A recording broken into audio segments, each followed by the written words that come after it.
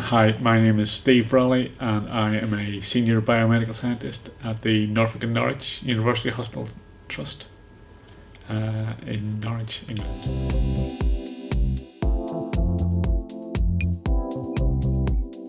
So back in 2015, I think, we decided that we'd try and get ahead of the new guidelines coming out for IVD regulations.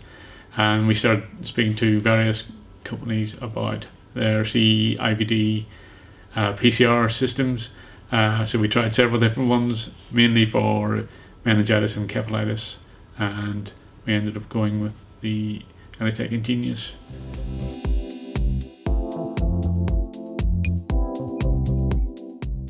Initially, we were using it to validate for meningitis and encephalitis. So we did some tests with the MV and MV2 initially on some CSFs that we had stored, and also some external quality control organisms. And then they came along and said they were developing a bacteriology panel. So we then spoke to our consultant bacteriologist and brought them on board, and then we worked with them to incorporate the MB panel. And then subsequently from that, we then moved on and have done some work with the CMV assay for our neonatal screening program.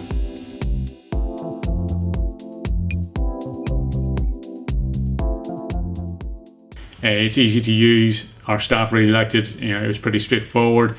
The targets that we were looking for in terms of meningitis and encephalitis were all present, and it was almost a like-for-like replacement for our current lab-developed test. Cost was good, I think, compared to other systems, and the team from ELITech were good, and they helped us with the validation.